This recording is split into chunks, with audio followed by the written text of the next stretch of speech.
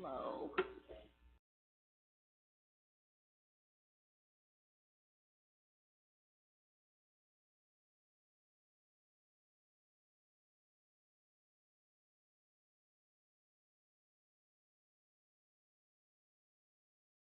Ready.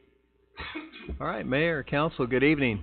We're going to start off tonight agenda. We're going to be talking, Tim is going to actually talk about the trail on the Vivian side and working with Kansas City to try to get that completed. I'll turn that over to him.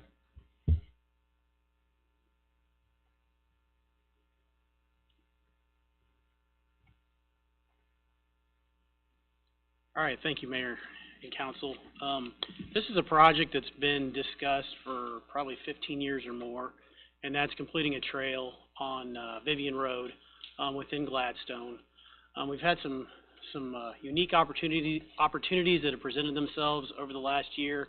Just wanted to make sure that you're okay with the direction. There's a resolution on the agenda tonight, basically in support of submitting a cost share application to Kansas City, but we thought it'd be a good opportunity to kind of go through the projects, tell you where we're at, and make sure that we're headed in the right direction that you feel comfortable with. So the last segment of the Vivian Road Trail that has either that has not been constructed or is not yet funded is between North Mulberry and North Oak Traffic Way. Riverside and Kansas City, Missouri are currently in design to complete basically the last segment to the west of us. So that project should start probably sometime next year.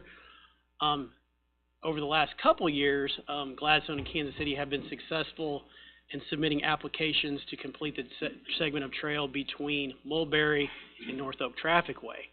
And to date, we've secured $1.6 million through the Federal Transportation Alternatives Program.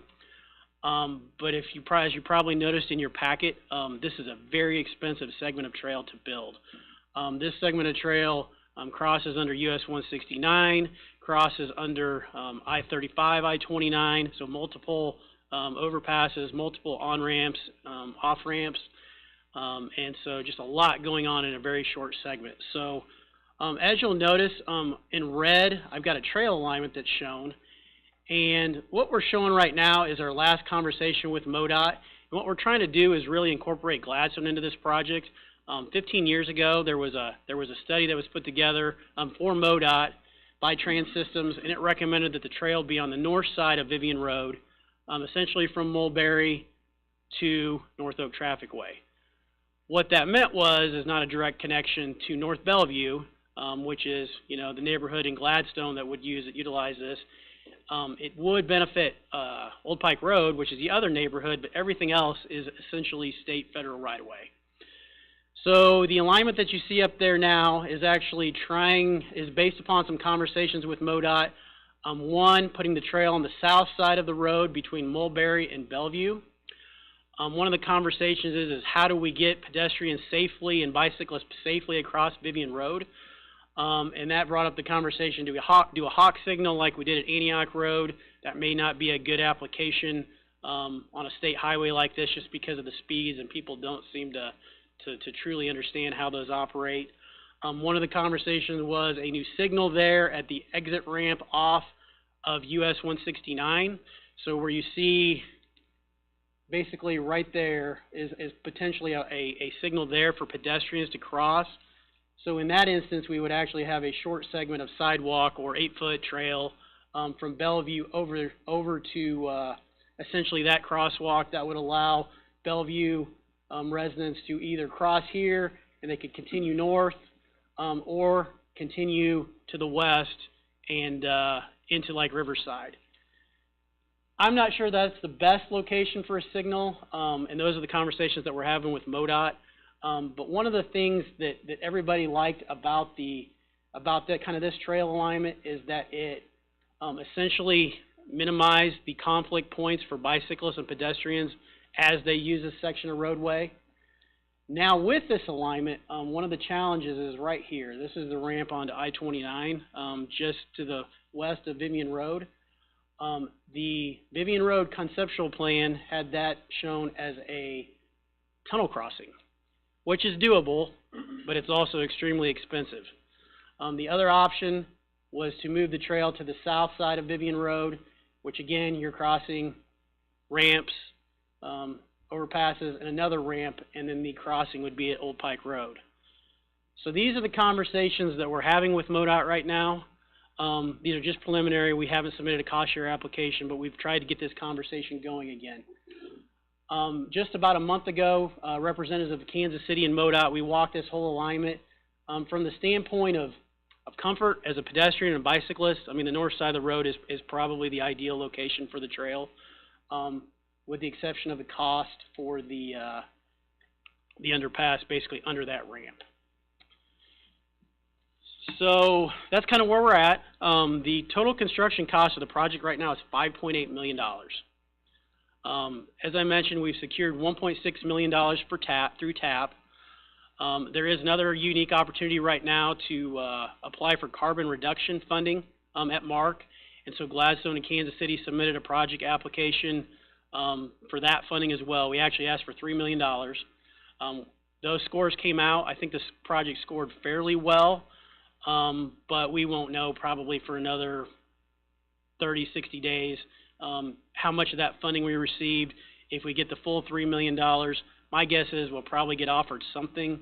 It won't be the full $3 million. So with that, we also approached MoDOT and said, hey, look, you know, not only is this project on Vivian Road right-of-way, which is state federal highway right-of-way, we're also passing, you know, we're going under your overpasses. MoDOT needs to be a partner in this. And so at that point, our local representation said, hey, this might be a good opportunity for a cost share application. So the next cost share deadline is July 21st. And if we were to submit for funding for that, we would make an application by that deadline. We would probably ask for $2 million because MoDOT will essentially fund they'll match what the city's putting into the project. So right now, and I'll get to that slide. Well, I completely have jumped past my slides. I've talked a little bit about the project highlights. This is the regional trail map, just kind of shows how this trail segment fits into the region. The pink is actually this segment of trail we're talking about. The green is what's been constructed. And then, of course, you see the yellow dash that's planned in the near future. So you can see that this is a very important trail segment, but that's the regional trail map. Talked a little bit about the cost share. Again, application deadline is July 21st. We've actually already approached, we've got a letter of support from MARC. We've talked to Deb Herman at NNI. They're going to provide a letter of support. So we're trying to build you know, kind of a network or a coalition of folks that could support the project.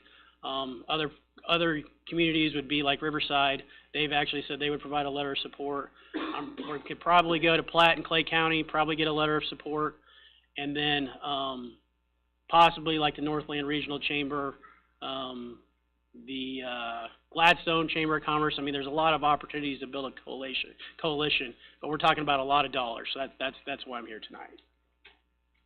So just to talk briefly about the costs, basically this is where we would be if we do not get any additional funding besides the $1.6 million. It's about a 30% or 33% Gladstone, 67% KCMO. So we're talking about $1.4 million in local funds from Gladstone and $2.8 million from Kansas City, Missouri. So again, a lot of funds, or a lot of money. Now, if we were to be successful in our MoDOT cost share application, we'd be asking for $2.1 million. That would reduce Gladstone's contribution to about $700,000, and then KCMO's to about $1.4 million. Now, you're going to ask what happens if we don't get these additional funding pots. I mean, what we'll do is we'll phase it. The challenging part with this trail is where you phase it at, where you stop it at. I mean, once you go to the interstate system, you want to get across. We want to get Gladstone residents access to this trail system because it's a lot of money for really 2 neighborhoods that have access to it, but it's also probably as significant a trail connection as there is in the Northland right now. So that's why I'm here tonight, just to make sure that you're comfortable with the direction that we're headed, that you know, you're okay with us submitting a cost share application and kind of building that coalition to really try to seek these additional funds. So with that, be happy to answer any questions. Tim, you made a statement about the comfort of being on the north side versus the south side. Can you just talk about that just a little bit more? Because it seems to me on the south side it would be way easier. The south side is so the north side would not have the conflict point. So if you got on that trail, you're a bike rider, and I'll just use a bike rider as an example because, you know, pedestrians, they can stop and go. But you basically could get on the trail, you could ride all the way to North Oak Trafficway, and your only stop would be Old Pike Road if you're going from west to east. Well, I got to be careful, from the signal west to east. So basically your only conflict point is how you get across Vivian Road. So I'll go back to that slide real quick. Oops.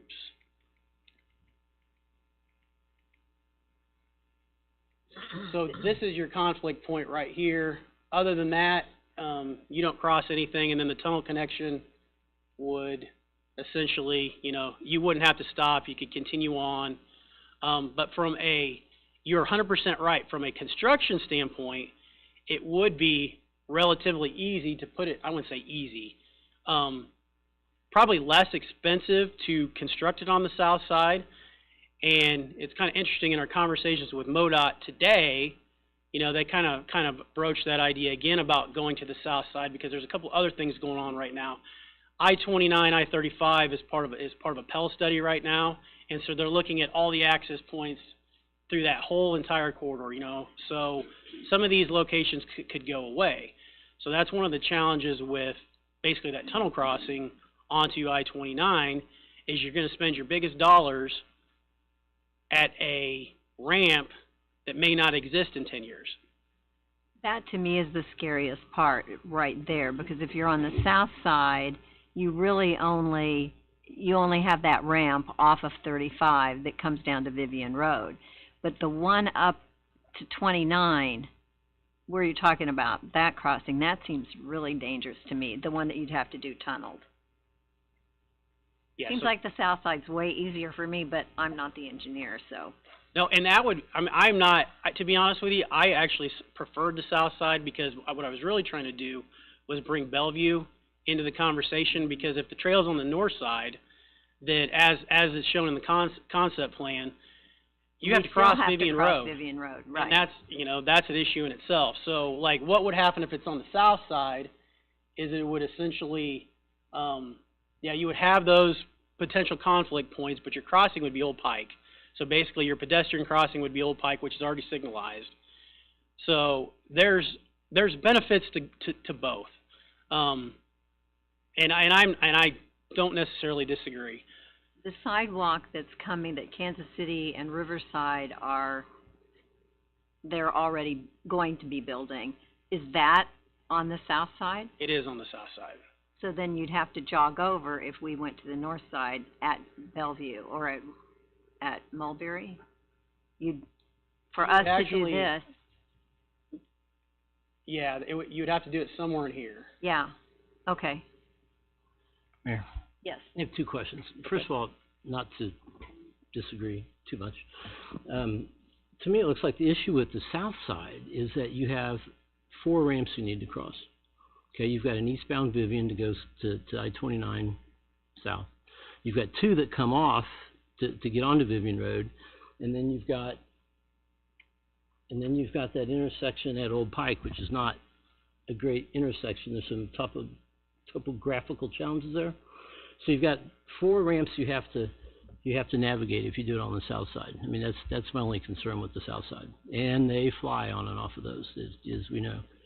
The second question is, what is Kansas City's position? Are they in a position to fund their portion of this? They're supportive. So I've been working with Wes Minder, who's kind of been the trail guru in the Northland.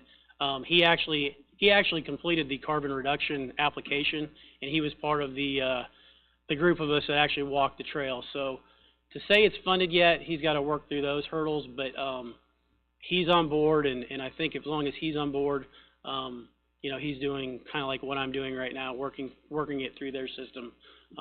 So I didn't answer your question, but there's definitely support in Kansas City for this project. Thank you. There's a lot of foot traffic along that, you know, in the grass right now. It's dangerous. And grocery cart traffic. Grocery cart traffic. So, yeah, I'm so in support of this project and have been for a long, long time. But I see that it's got lots of challenges. So thank you for all you're doing. So just looking for a nod of heads, you're okay with the cost share application and moving forward? And Absolutely. And we can certainly look at the south side. One of the things we need to look at with these ramps is so like the reason why like a tunnel crossing is recommended on the north side is because how short that ramp is, and people are already picking up speed to get up to merge into basically. So, you know, if we look at the south side, which I don't know that I'm opposed to other than the conflict points, and you know, so I mean, just talking to you here, two points of view on a you know the same trail, but just making sure that it's safe for drivers too, because like you said, they're flying, and especially if they know that they've got a short ramp to get onto the interstate system. It's one thing like the down here, like 169, this gets easier. These would be at grade crossings too if we move to this side, so I want to point that out. So these are crossings, but you see how long they are. I mean, you've got stacking distance here, so if everybody in the Northland wanted to get off on Vivian Road, I mean, you could stack lots of cars there. Same way here. Your ramp is extremely long, so if you've got a pedestrian here that makes you stop, you've got plenty of time to pick up speed to merge onto the highway. Here, well, I keep going the wrong way. Here, you've got that distance right there to basically pick up enough speed to be able to merge safely onto the interstate. So that's what we're looking at. Thank you, Tim. Thank you. All right, and next up is Fire Chief Mike Desatel to talk about the emergency operation plan. Good evening. How's everyone? Thanks. All right. So did everybody get a chance to read through that whole thing and no questions whatsoever, right? All right. I know it's very lengthy, but honestly, most of it, the plans deal with specific departments, specific functions, emergency response. And what I wanted to show you tonight is actually, let's see, I'm gonna go down, there we go. It's not as intimidating as it looks, and it's things that we do on a daily basis as far as preparation and mitigation and plans and preparation, things like that. Having a codes department is a specific function that actually is a form of mitigation. So a lot of these things happen on a daily basis, we just don't utilize them in an emergency operation plan. So it's kind of interesting. But prevention obviously focuses on preventing hazards, which we can't prevent everything, but if you take an all hazards approach to things, it becomes much easier when you have to deal with the event. So things like evacuation plans, you know, environmental planning and design, and even roadways come into it. You know, plumbing, public works, roadways, all of that. Those are all part of prevention. So mitigation, obviously, it's lessening the effects of the incident, you know, loss of life, things like that. Establishing building codes, zoning requirements, which most of you sit on those committees, right? Those are all forms of mitigation. Wildfire, which we see how incredibly important that is. Having those break zones where, you know, you don't have that urban conflict of property and wildlife. Preparedness. The preparedness are the things that we already talked about. Some of those, these are good ones. The CERT team, GEMA. GEMA is a citizen emergency response team. They're trained in search and rescue, and at one point they were trained in utilization of chainsaws during storm events, and they had proper protective safety equipment. So that's a really good example of preparedness. And it tests the capabilities, and we utilize them on regular or routine emergencies in that same capacity, so they're always trained up. So the response is the actual response to the incident. Obviously, it's the most important, but it consists of actions that are aimed at saving lives, reducing economic losses, and alleviating suffering. We deal with this on a daily basis, law enforcement, fire, EMS. Recovery, that's the hard part. Recovery is actually the activities that continue beyond the emergency response period to restore community functions. Typical actions are debris cleanup, financial assistance, things of that nature. So then, emergencies, disasters, and catastrophes, there's a difference. We all deal with emergencies on a daily basis.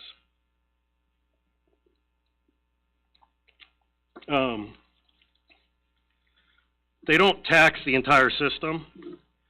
These are things that actually, vehicle accidents, fires, things of that nature, typically can be handled by the jurisdiction.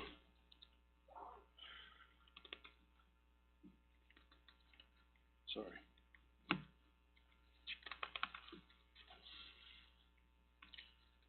So examples of disasters are hurricanes. Hurricane Katrina, that was a prime example. Catastrophes, more along the lines of like major earthquakes or volcanic eruptions. So the emergency operation plan, sorry, a frog in my throat.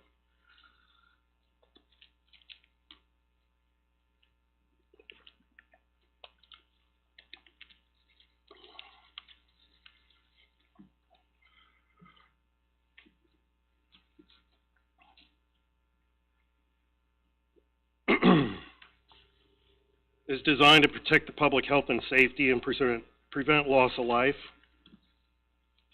I'm sorry, got behind or ahead of myself. These are the current revisions to the EOP.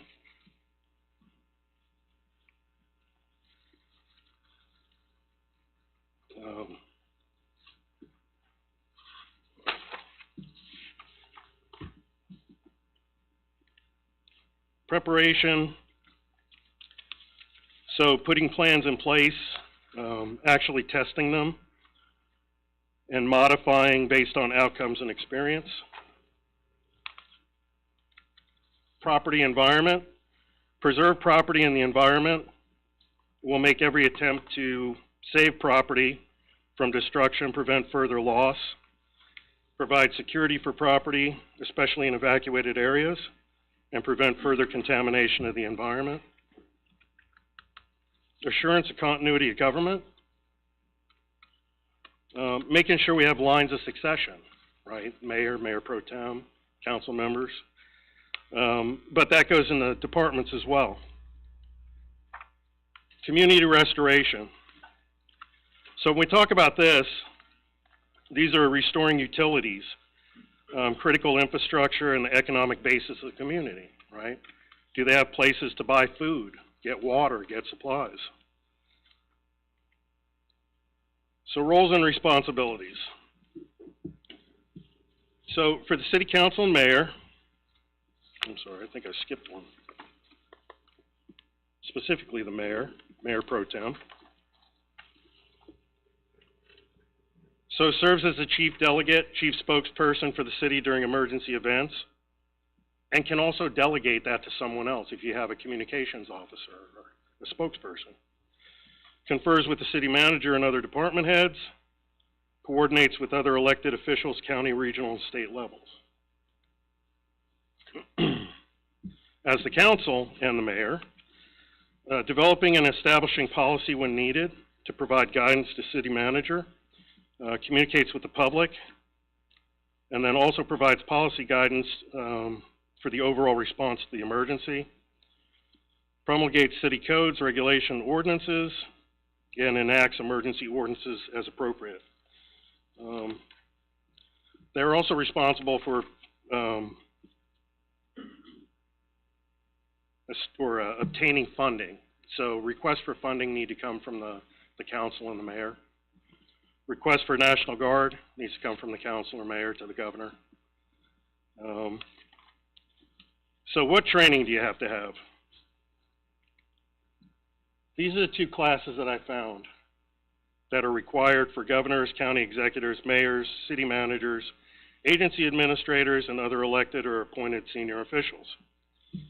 So the IS 908, which is an ICS overview for executives, the link is below. And then I also sent this with your packet information so you could log on to it. How to also obtain a FEMA ID number. And you can take these classes free of charge. IS 800D is the intro to the National Response Framework. And it's a general overview of how things work at a national level to a local level.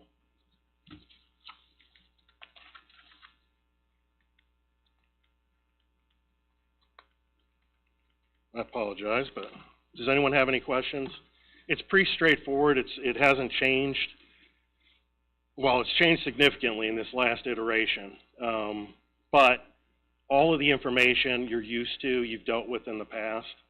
It's nothing specifically new, other than, I will say, the crisis communication plan, which is outstanding to have that added into it.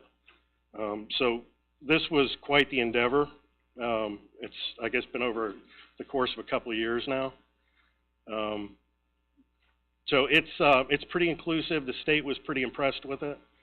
The SEMA director came out last month, actually visited. She was impressed with the training facility. She was impressed with the EOC concept. And we are one of two right now in the state that use an ESF format. So we're kind of ahead of the curve in most aspects. I'd be happy to answer any questions you have.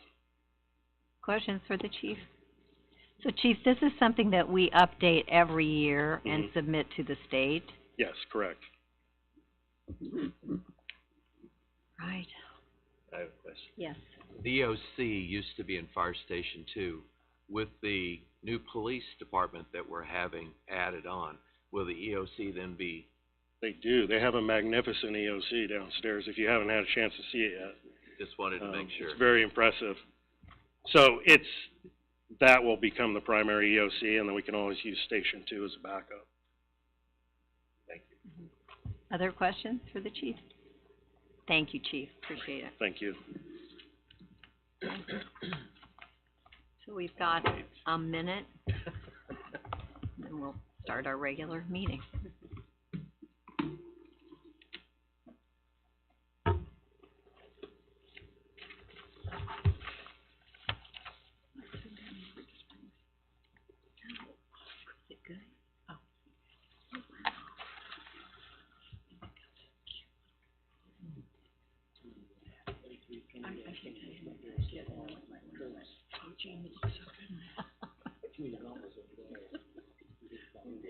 Oh, that's fun. Yes. Never say never. I know you are. Thank you. So, No, we're all good. Okay.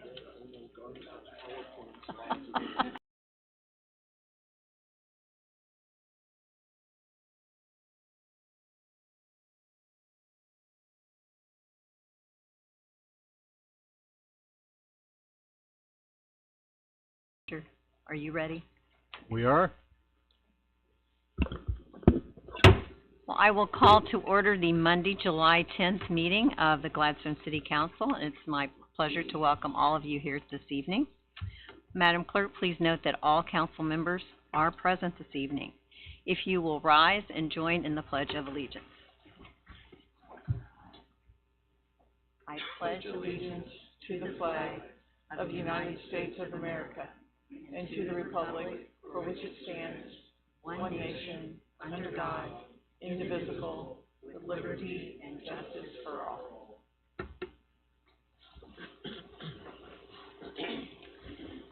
Item number 4 is the approval of the agenda. Is there anyone on the council who wishes to make a change in the agenda for this evening? Seeing none, we will move to item number 5, which is the approval of the June 26, 2023 closed city council meeting minutes. Mayor Moore, Councilman Mallon. I move to approve the minutes from the June 26, 2023 closed city council meeting. Second? It's been moved and seconded to approve the minutes of the closed city council meeting of June 26, 2023. All in favor, aye. Aye. Any opposed? The minutes are approved. Item number 6 is the approval of the June 26, 2023 regular city council meeting minutes. Mayor Moore, Councilman Mallon. I move to approve the minutes from the June 26, 2023 regular city council meeting. Second? It's been moved and seconded to approve the minutes of the regular city council meeting of June 26, 2023. All in favor, aye. Aye. Any opposed? The minutes are approved. Item number 7 is communications from the audience. This is a time in every council member when we invite members of the audience to come before the council with any topic that's not listed on the agenda this evening. Is there anyone? Please give us your name and address. Kathleen Depler Stearns, 2503 Northeast 60th Street, Gladstone, 64118. Thank you. Last Saturday, I decided to contact someone in the City Council about the improvements needed to our bus stop at 60th and Antioch. I wanted to advocate for 3 things. My neighbors at the corner who deserve a trash can, for my fellow riders who deserve a bench with shade, and for everyone in the neighborhood who would benefit from a pedestrian crosswalk like the one by the fire station. Except instead, I learned that Gladstone was cutting service entirely and shifting to an unsustainable and not universally useful system. The wastefulness of the widespread IRIS system as a replacement for the bus will increase vehicles in an attempt to save money during a labor shortage, along with the continued failure to invest in necessary improvements to increase ridership is a recipe for disaster that will be difficult to recover from. I'm not going to lecture you about the importance of transportation for a high quality of life. I'm sure you're aware that the $30,000 price tag for a new vehicle is unaffordable for the average middle-class family, and most Americans can't scrape together $300 for an emergency. But still, they aren't riding the bus. Why? Perception, because of the widespread interpretation that public transportation users are poor and have no other option. This judgment was shared by a city leader in their apologetic dismissal of the service entirely, and distinctly felt during my evolution to bus rider. $87,000 seems like a steal for transportation services for a community as large as Gladstone. Now, knowing that's all we've been paying, I'm not surprised we've lost so much access since 2014 when I started riding the 201 to my office downtown. The bus came about every 20 minutes and only added about 20 minutes to my commute, and by the time I got there, I'd made a to-do list or read a book or listened to my headphones without having to deal with traffic, weather, adding miles to my vehicle, and I'd gotten in 3,000 steps. When we decided to buy a home, we had a couple of wishes, but only one requirement: access to the bus going downtown. We bought a home 5 houses up from the 238 on Antioch and 60th stop. Currently, I work full-time from home, so primarily we use the bus to get around in the evenings and weekends for family activities. According to the city website, 55 people use the bus to commute to work, a flawed snapshot of the routine ridership, but the best that I could find. That's about $1,581 a year per rider, who also reduce air pollution, road repairs, traffic congestion, and parking needs. Based on that expense per rider, of the more than 11,000 working Gladstoners, we need only 153 to become new riders to justify the expense. That's barely 1% of the working population who'd need to make a behavior change. Considering the complete lack of investment in ridership expansion, it seems likely a targeted campaign could recruit the needed riders. Has the city considered targeting people who pay the 1% Kansas City tax, have addresses along the bus lines, or promoting ridership to bus-accessible venues like Linden Square and the activities like Gladfest, Bluesfest, or most importantly, for reducing impaired driving, Whiskey Fest? Has the city considered creating incentives for people who work along North Oak and Antioch to take the bus to work?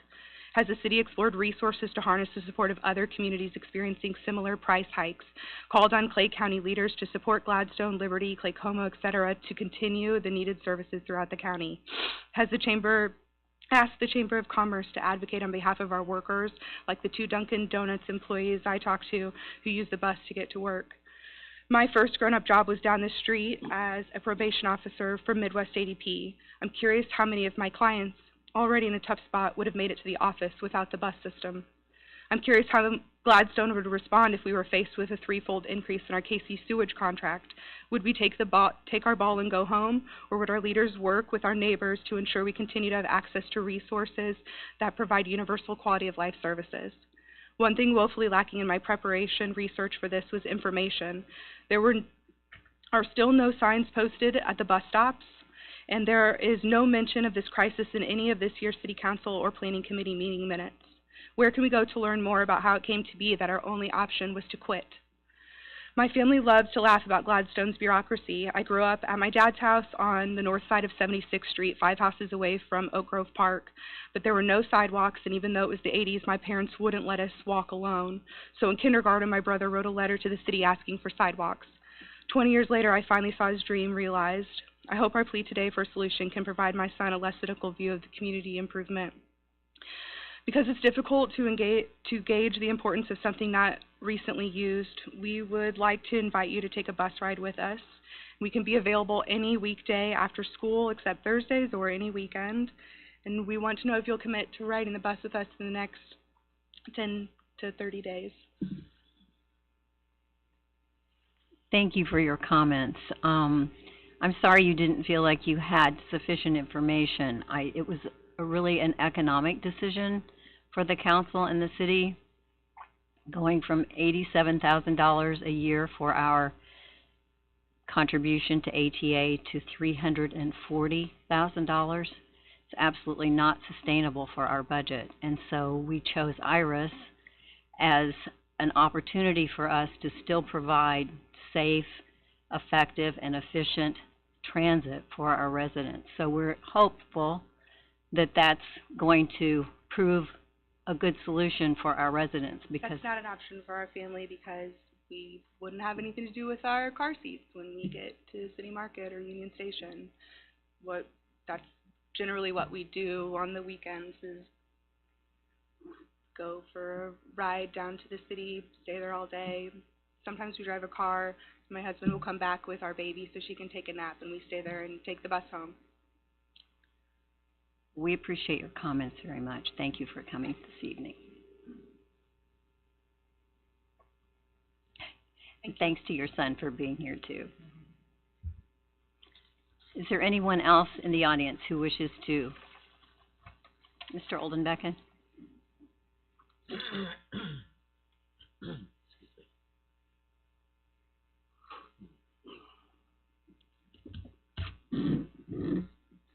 Mayor Moore, good evening. My name is Jim Oldenbecken. I live at 400 Northeast 76th Terrace. I'm here to share about a development from Jefferson City last Friday. But first, I wish to acknowledge a student who is with us here tonight, Leah Cox. She is an incoming senior at North Kansas City High School. The Gladstone Citizen has been very fortunate to have Leah with us for the summer months as a social media marketing volunteer to help us promote and inform our readers of Gladstone's many incredible summer events available to our 28,000 citizens, especially those of our Parks, Recreation, and Cultural Arts Department.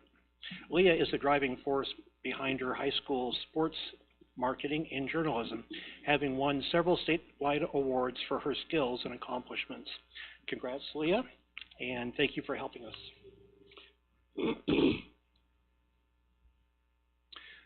Well, the big news from our state capitol last Friday. Missouri Governor Michael Parson signed into law a very nonpartisan Senate Concurrent Resolution 7 that creates the America 250 Missouri Commission to plan, promote, and implement public celebrations and commemorations of the 250th anniversary of the Declaration of Independence and the 250th anniversary of the United States of America. It was significant. What is significant is this was in the midst of a very difficult, contentious session, a nonpartisan bill, unanimous in the Senate, unanimous support, only 2 nays in the House. All of the Northland delegation was in favor of it. This makes Missouri the 36th state to sign on to the America 250 Commission and the America 250 Foundation, whose mission is to commemorate our 250th anniversary with inclusive programs that inspire Americans to renew and strengthen our daring experiment in democracy. That's a quote. I have a copy of the legislation that I'll leave with you. I would like to read, though, one part, paragraph 2 on the second page, where it says that the Commission shall consider promoting and encouraging as part of its celebratory and commemorative events all of the following. There are 5, but number 2 really caught my eye. Teaching students and increasing public knowledge and appreciation of the breadth of American history and the centuries-long quest for liberty and justice for all. This includes sharing the stories and contributions of various people who have populated the land, from indigenous peoples, explorers, British colonists, seekers of religious freedom, enslaved African Americans, and many others who are part of America's stories. This should also include the commemoration of events that occurred in Missouri during the American Revolutionary period, including the Battle of Fort San Carlos, which is now St. Louis.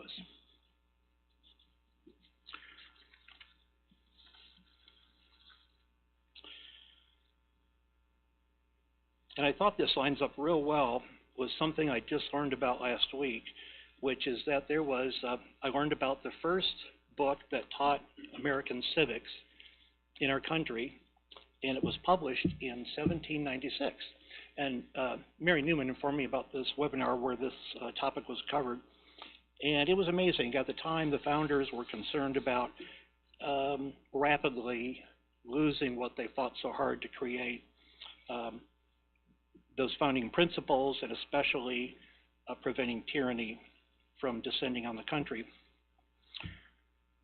And so question 26 addresses, there are questions.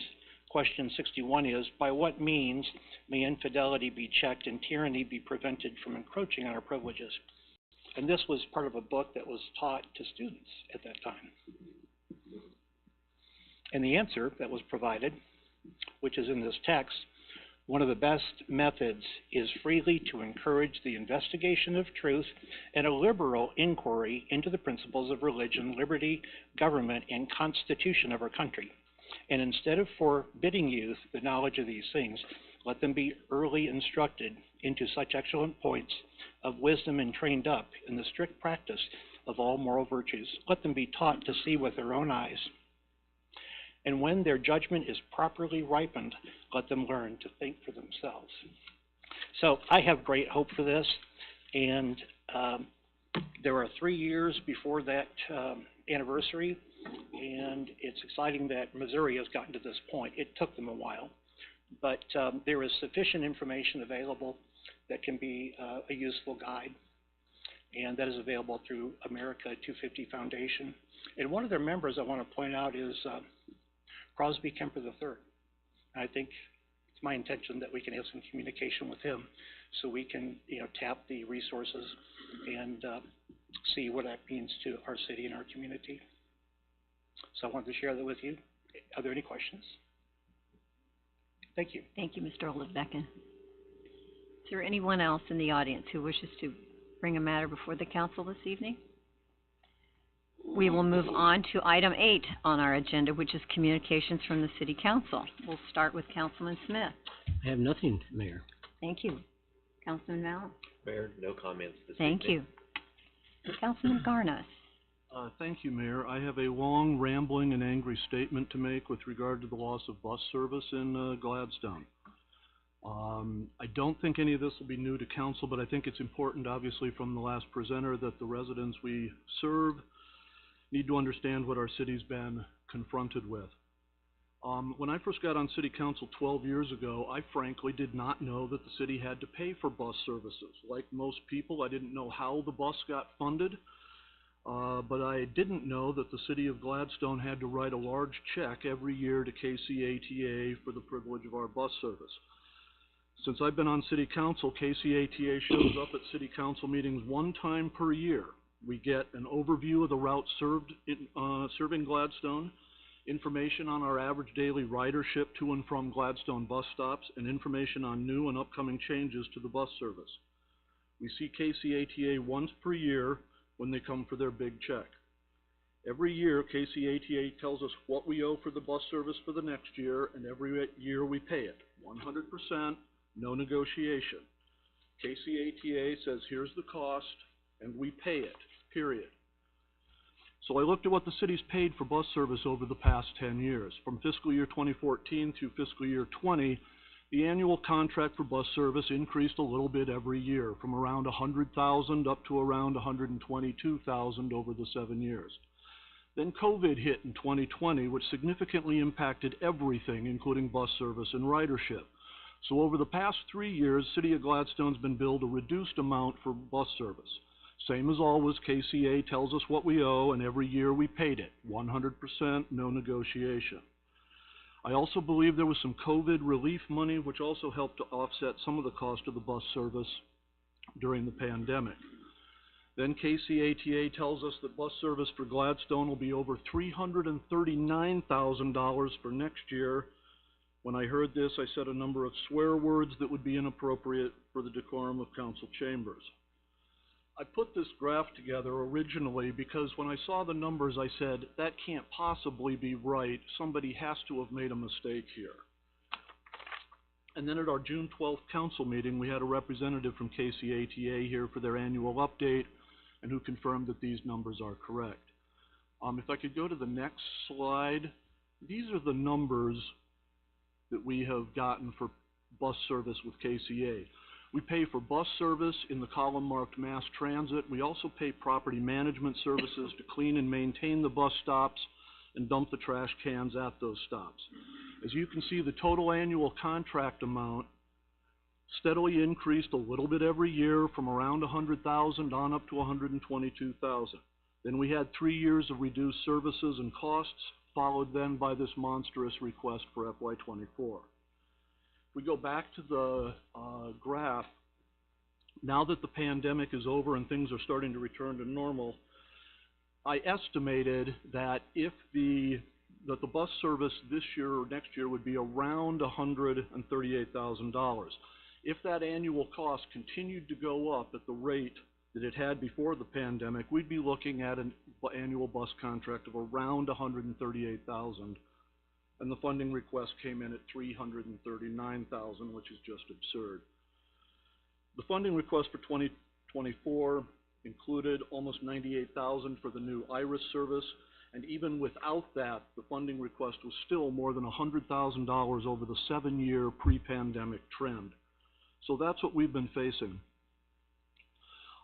Finally, I wanted to share some information on our current routes so that people understand. Currently, we have 2 bus routes, one that runs north and south up and down North Oak, and one that runs up and down Antioch and Prospect. There's a total of about 46 bus stops in Gladstone on these 2 routes. About half of them are northbound, half of them are southbound. We've looked at the average daily ridership data for these stops and estimate there's approximately 180 people who get on or off the bus at a Gladstone stop each day. I don't want to double count the people that are getting on and then later getting off, because I'm assuming most of the people riding the bus are hopping on it in the morning to get somewhere, to work, to school, or wherever, and are then riding it back to Gladstone at the end of each day. I would add, however, that even if you don't ride the bus, a lot of people still want to know that we have good bus service available, both for workforce transportation and in case we ever need it. You know, I'd understand if this was Smithville or Kearney or something where KCA had to run buses an extra distance to get to. But the buses are already running up and down North Oak and Antioch and Prospect, so all they're doing is picking up and dropping off people in Gladstone. No additional mileage, manpower, or vehicles are required. And now they tell us if we don't pay, they won't stop as they drive through Gladstone. And I don't understand how a company whose sole purpose is to promote and provide mass transit will refuse to pick up or drop off passengers along the route. And at the time these routes were being established, these were paying customers being picked up and dropped off. Now the bus service is free for riders. There's been some suggestion that part of the monstrous increase for bus service is because of the need to replace the revenue lost from rider fares. I don't know if that's true, since we've never seen any sort of accounting from KCATA for that. I would add that while I support free mass transit as a utopian concept, I'm not sure that anyone in Gladstone who relies on the bus for transportation would have a problem with paying a couple of bucks for a ride downtown or wherever. Free bus service was never anything that Gladstone advocated for, but it looks like they're wanting us to help pay for that for everyone. I'd also add that the free bus service has brought with it some additional law enforcement problems and activities for Gladstone, and that having to pay a couple of bucks for a bus ride would help cut down on that a lot.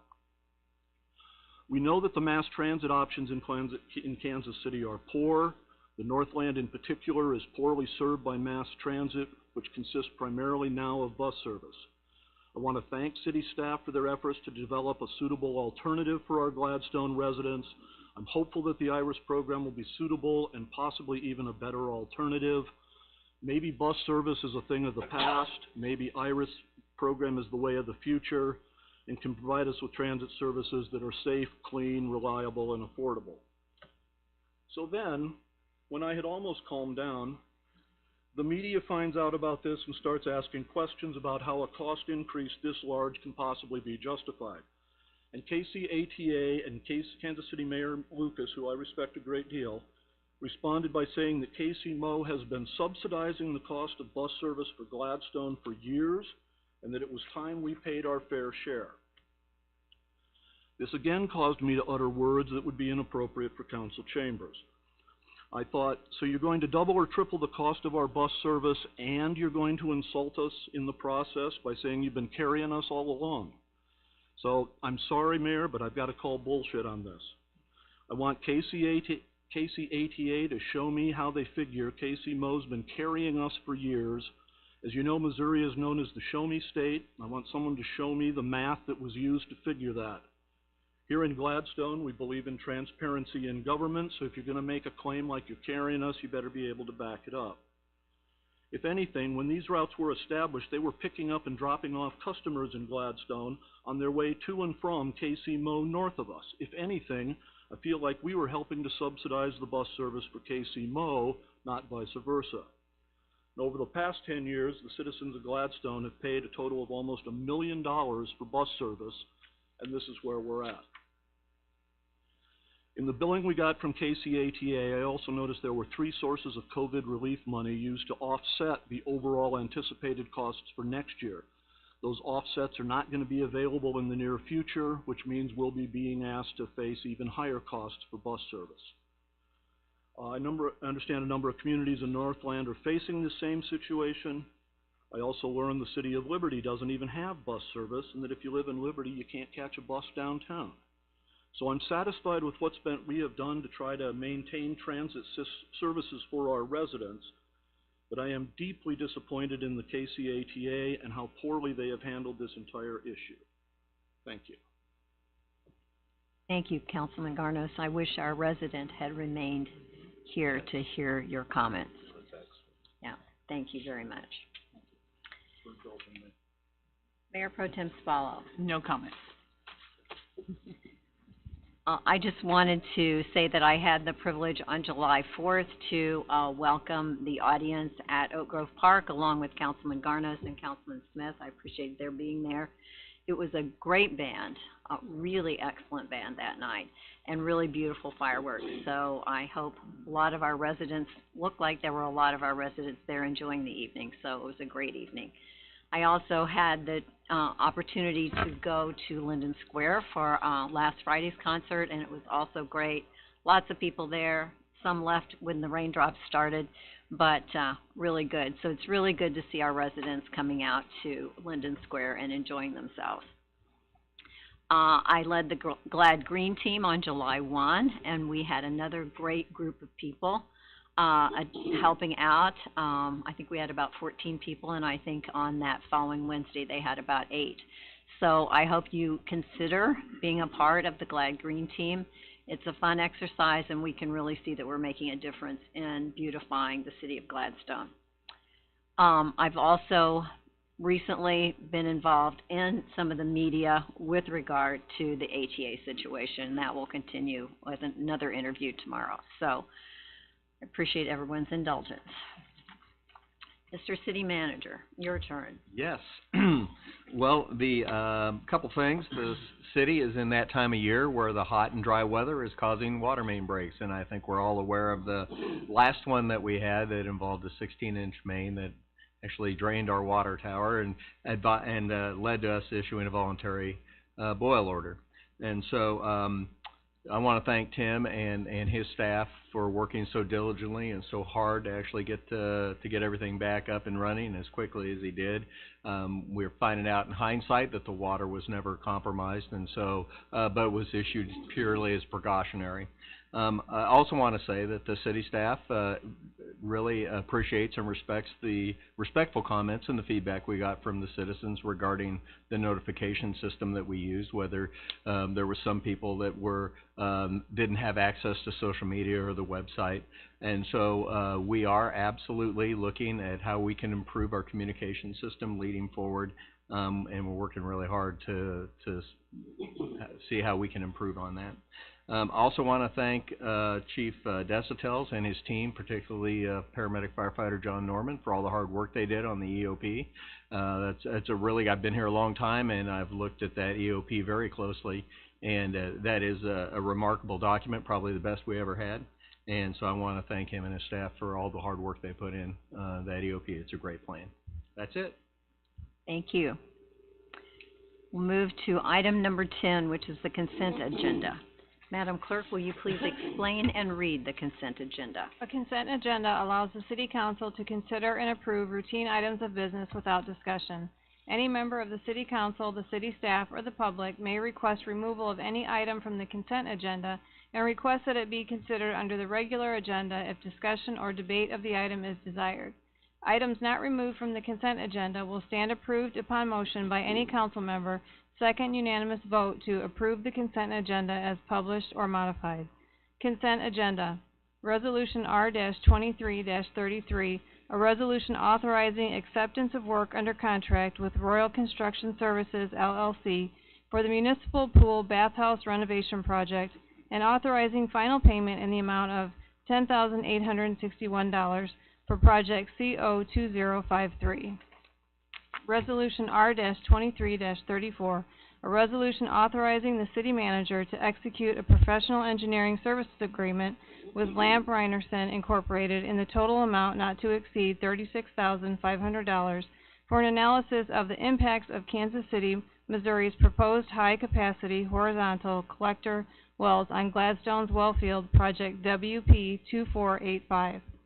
Resolution R-23-35, a resolution authorizing acceptance of a source well proposal from Coleman Equipment, Inc.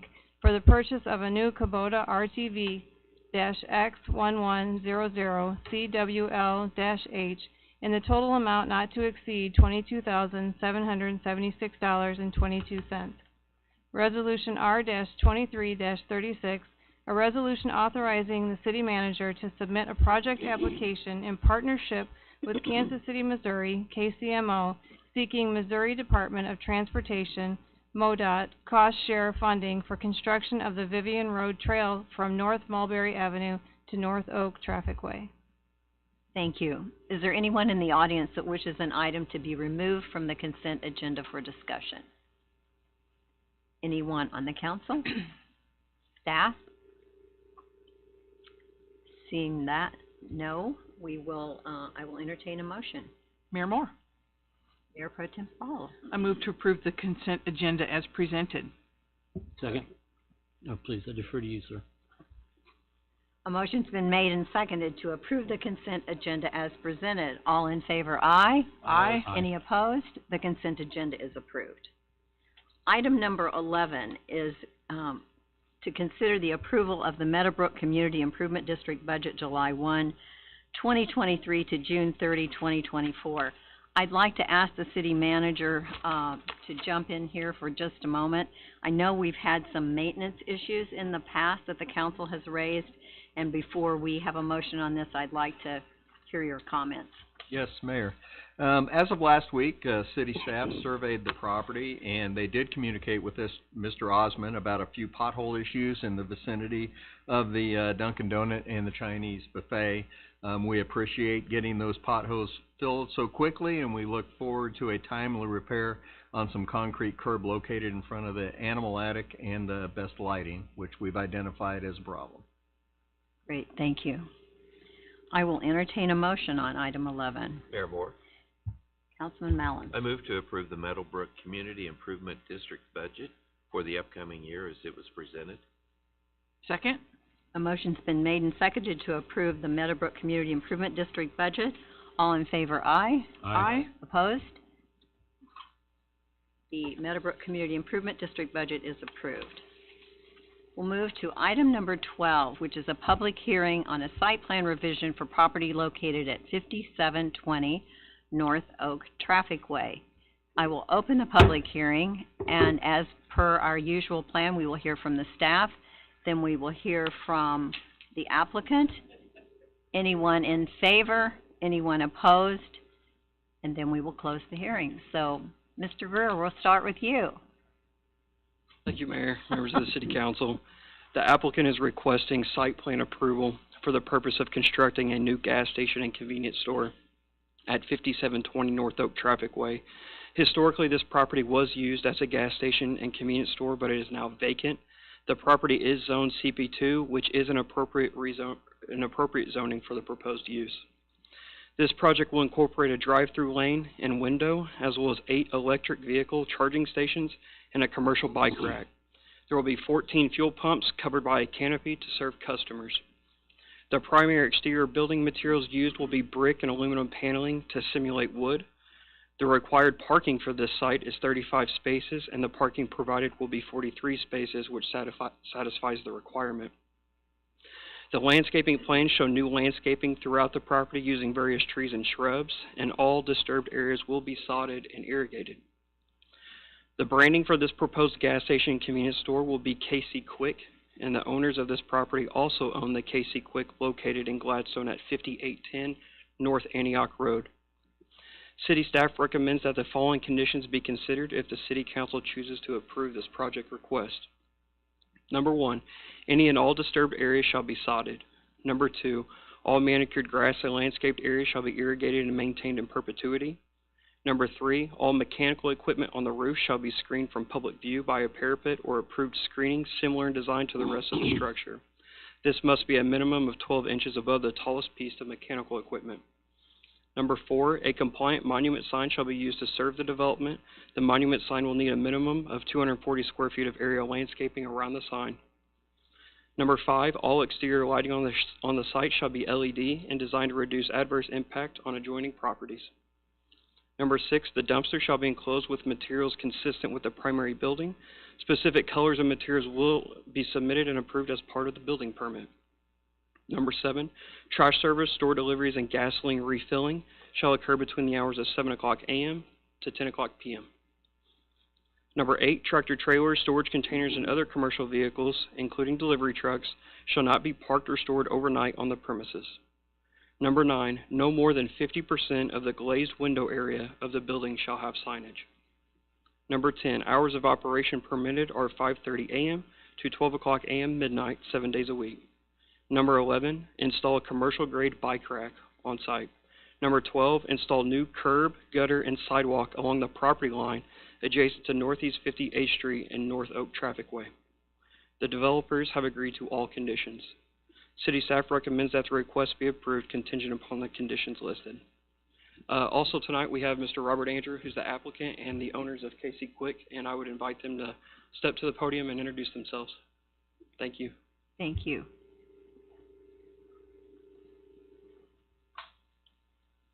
I have a little bit more show and tell that you may or may not have seen, but I'm Robert Andrew with the Macy Corporation. I'm an engineer.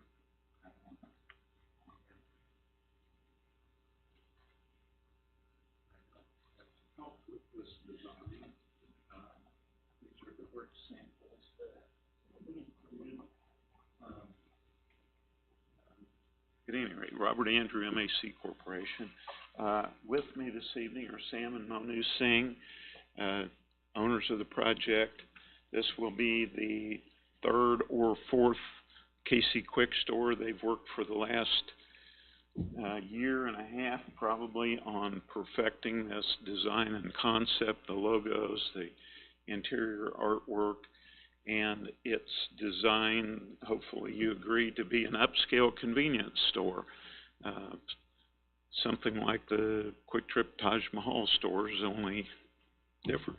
So, at any rate, Mr. Greer and Mr. Napoli have been very helpful, helping us navigate through the process here, which has been user-friendly, and thank you. And I dispense with the formalities.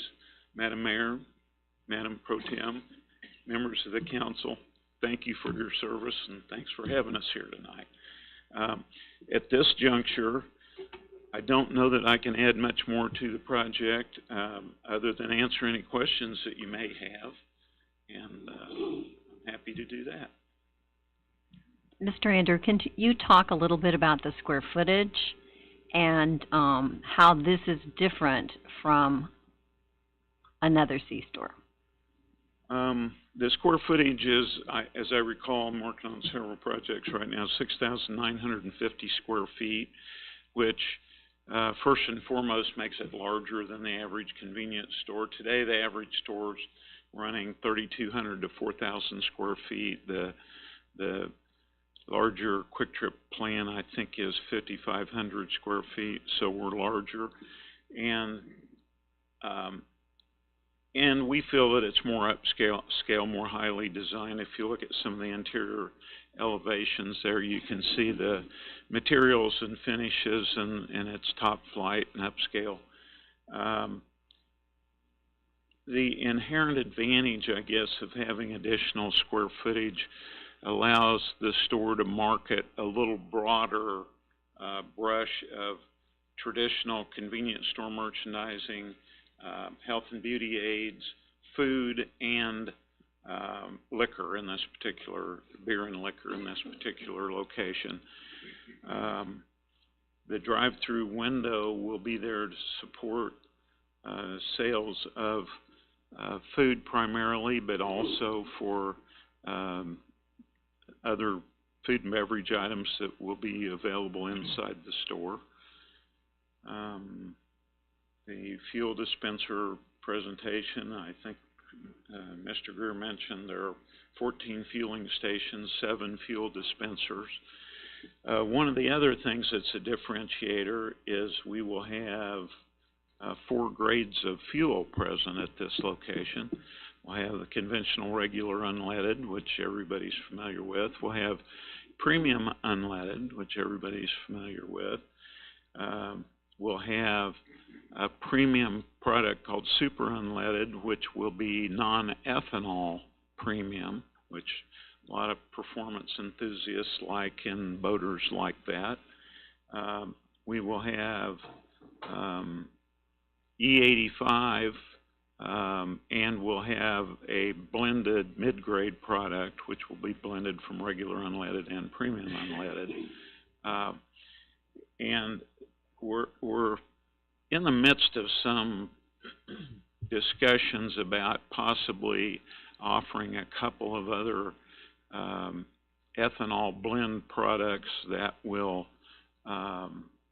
be appealing, I think, to some users, and most of the newer cars now will accommodate those products. That will accomplish 2 things. It's a renewable fuel source because of the increased ethanol in the blend, and it will reduce the cost a little bit from conventional regular unleaded. So I think that's all I can add, unless you guys have any other differentiators you'd like to talk about. I think your If you talk to us a little bit, you're going to have electric charging stations, correct? Okay. I think Andrew would probably be better to talk about that, but I can. Yeah. Okay. Let's address both of Okay. those.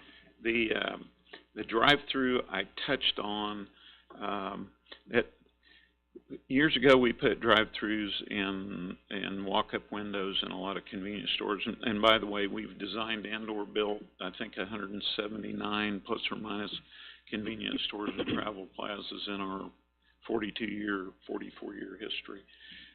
But we put them in and they weren't widely used, and they're starting to get more popular. It's another differentiator in any excuse me, in any business. The success of the business is somewhat dependent upon the business's ability to anticipate the wants and needs of the marketplace and to offer convenience. And our firm used to put on seminars for a number of petroleum marketing groups, Colorado, Wyoming, Iowa, Nebraska, Kansas and Missouri, Oklahoma and Texas. And I always open those presentations with the statement that convenience stores are designed to cater to the shopper's desire for convenience. It's for the literal interpretation. And so you've seen the evolution. We built the store that was previously on this property, that wonderful architectural masterpiece that was there many years ago, and for corporate Conoco. And we use this as a contrast between the old style convenience store and the older ones yet were exclusively what we called under canopy marketers, where you had a little video store tucked under the canopy and fuel dispensers. And so it's evolved. They began to market additional products and services. And so the drive-through window is one of those convenience items. And we recently put a major facelift on a store on 23rd Street, and their drive-through window was incredibly busy. A lot of the customers used it for the limited food offering that they had, and they also used it for other traditional convenience store merchandising. So we think that'll be a popular item here. The charging stations, and if I could digress for just a minute as I sat through the presentation on your trail connectivity. I know I don't look old, but I am, and I ride a bicycle, and I like to ride a bicycle. And I'm now looking at an electric bike, and electric bikes are becoming very, very popular, not with just the old folks like me, but the younger generation, and they're becoming a great means of commuting where it's safe to commute. And so you've got my vote for the connecting portion of that trail. But anyway, back to the charging stations. Automobiles, all the automobile manufacturers are committed, all the major automobile manufacturers are committed to a transition to electric vehicles, some by 2030, which is just around the corner, and some by 2035. So we have a lot of the old school folks that are kind of protesting that a little bit, and the gasoline powered vehicles won't go away for probably in most of our lifetimes. We've got a youngster over here, but they're going to be they're going to be around.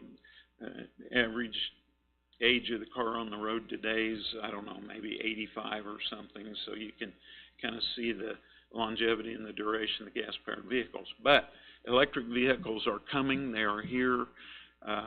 The electric vehicle manufacturers are working on standardizing the charging systems and optimizing that technology. Tesla and their superchargers today have the ability to give you over 200 miles in less than 30 minutes. And so one of the changes that the Petroleum Marketers Association have been evaluating and analyzing is the transition in how convenience stores merchandise products and market, and how they cater to the customers with some encouragement to make them a bit more of a destination stop. Convenience stores, you know, as everyone knows, they're designed to be a hit and run type operation where you run in, get some gas, maybe grab a Coke or coffee and get on the road, or sandwich for little Johnny when you go to the soccer game or something. But the merchandising is probably gonna go through a little bit of a transition, and the marketing concept is going to be offer some additional products and services that will encourage the customer that may be driving an electric vehicle to sit down, savor his coffee, not quite to the extent of the Starbucks stores where people go in, roll out their laptop and spend the day or the evening. But it's going to transition a little bit in that direction, I think. So the charging stations will be appealing to those people with electric vehicles who still want to get little Johnny a sandwich or grab a Coke and go through those motions. And that, as I mentioned, is evolving. It will ultimately, like in the Planning Commission presentation, I used the analogy of VHS and Betamax. And some people in this room don't know what I'm talking about, but that ultimately sorted itself out and standardized around VHS, and the electric charging stations are in that evolutionary process as well. So I rambled on. I don't mean to keep you all night, but did I answer the questions? Did we cover it? Okay. Another issue that was raised for the Planning Commission, and I raise it again here just for the edification of the council, is the drive-through. Mm-hmm. And I know Mr. Greer pointed out that was something that you saw in Cape Girardeau all the time, but it is unique to the Kansas City area to have a drive-through in a C-store. And one of the issues that came up in the Planning Commission was the concern about what was being sold through that drive-through, and would there be alcoholic beverages sold through there. So I know that you had an answer to that, and I'd like to have you present that again. So the plan we have is to use an app to do sales before. So basically the drive-through window will be just used to pick up. So they'll make purchase online on the app, verify their ID online, and then when they pull up at the drive-through to pick up their items, they will be required to have their ID on there. So basically like how DoorDash does it, because they do deliveries. There's a few other apps that, that deliver to the house. So you have to verify the ID at the time of the pickup, basically. Yeah. That'll eliminate that issue. Thank you. That would apply to both liquor and tobacco sales. Yep. They're both 21, so. Mayor, may hitchhike on that, as Milt Wallace always used to say. I'm assuming that if an intoxicated customer came into your store, you would not sell them liquor, probably? Correct. That happened actually this morning at the Antioch store. So. Yeah. So how do you determine if a person is intoxicated when they're sitting in their car outside a drive-through window? We look for signs. Usually, it's hard to judge from the smell because they're a little bit further away from you, but usually we look for eyes, hand motions, when they're handing you their ID and stuff. So, those are the things that we train our employees with, and that's how we learned along the way too, to look for signs, your redness. Sure. Yeah. I had a follow-up question. What the hell was it? What other questions does anyone have? Anything? Oh, okay. What percentage of your drive-through sales would you suppose would be alcohol sales? You put a figure on that yet? We have not, because this would be our first store for drive-through, so we we don't have any numbers that we've set for that. So. Okay.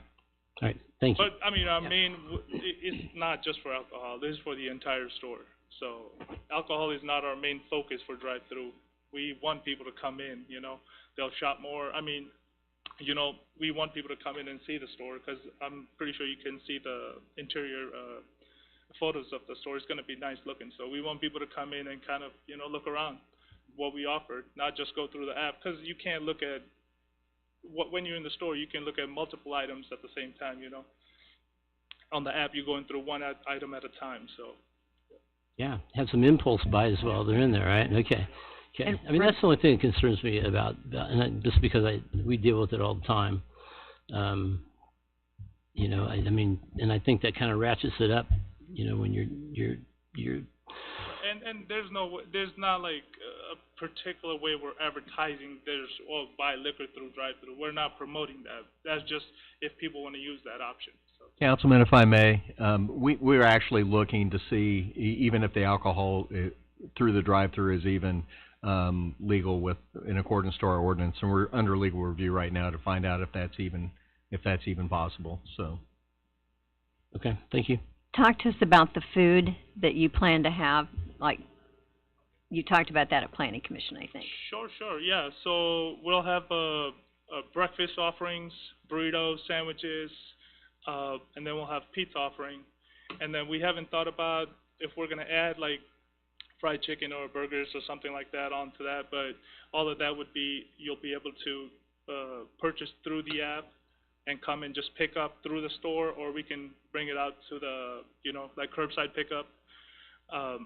So yeah, so we used to have at the Gladstone, at the Antioch location, but because of the shortage of staff at that time, we ended up closing the kitchen, and then we just never opened it after that because it takes a lot to run the kitchen while we're running the C-store on the side. So.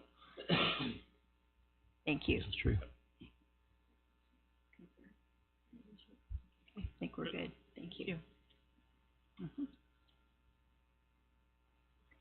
Is there anyone in the audience who wishes to speak in favor of this application? Anyone opposed? Hearing none, we will close the public hearing. We'll move on then to item number 13, which is first reading of bill number 23-25, an ordinance approving a site plan revision for property at 5720 North Oak Traffic Way. Mayor Moore. Mayor Pro Tem Spallo. I move to place bill number 23-25 on its first reading. Second. It's been moved and seconded to place bill number 23-25 on its first reading. Is there any discussion? All in favor of placing bill number 23-25 on its first reading, say aye. Aye. Aye. Any opposed? Madam Clerk, please read the bill. First reading bill number 23-25, an ordinance approving a site plan revision for property at 5720 North Oak Traffic Way. Mayor Moore. Mayor Pro Tem Spallo. I move to accept the first reading of bill number 23-25, waive the rule, and place the bill on its second and final reading. Second. It's been moved and seconded to accept the first reading of bill number 23-25, waive the rule, and place the bill on its second and final reading. Is there any discussion? All in favor of placing bill number 23-25 on its second reading, say aye. Aye. Any opposed? Madam Clerk, please read the bill. Second reading bill number 23-25, an ordinance approving a site plan revision for property at 5720 North Oak Traffic Way. Mayor Moore. Mayor Pro Tem Spallo. I move to accept the second and final reading of bill number 23-25 and enact it as ordinance number 4.644. Second. It's been moved and seconded to accept the second reading of bill number 23-25 and enact it as ordinance 4.644. Is there any discussion? Madam Clerk, please call the roll. Councilman Smith? Aye. Councilman Mallon? Aye. Councilman Garnes? Aye. Mayor Pro Tem Spallo? Aye. Mayor Moore. Aye. Bill number 23-25 stands enacted as ordinance 4.644. Congratulations, gentlemen. We'll move to item number 14, which is first reading of bill number 23-26, an ordinance to adopt the updated emergency operations plan for the city of Gladstone, Missouri. Mayor Moore. Councilman Mallon. I move to place bill number 23-26 on its first reading. Second. It's been moved and seconded to place bill number 23-26 on its first reading. Is there any discussion? All in favor of placing bill number 23-26 on its first reading, say aye. Aye. Any opposed? Madam Clerk, please read the bill. First reading bill number 23-26, an ordinance to adopt the updated emergency operations plan for the city of Gladstone, Missouri. Mayor Moore, Councilman Mallon. I move to accept the first reading of bill number 23-26, waive the rule, and place the bill on its second and final reading. Second? It's been moved and seconded to accept the first reading of bill number 23-26, waive the rule, and place the bill on its second and final reading. Is there any discussion? All in favor of placing bill number 23-26 on its second reading, say aye. Aye. Any opposed? Madam Clerk, please read the bill. Second reading bill number 23-26, an ordinance to adopt the updated emergency operations plan for the city of Gladstone, Missouri. Mayor Moore, Councilman I Mallon. move to accept the second and final reading of bill number 23-26 and enact the bill as ordinance number 4.645. Second? It's been moved and seconded to accept the second reading of bill number 23-26 and enact it as ordinance 4.645. Is there any discussion?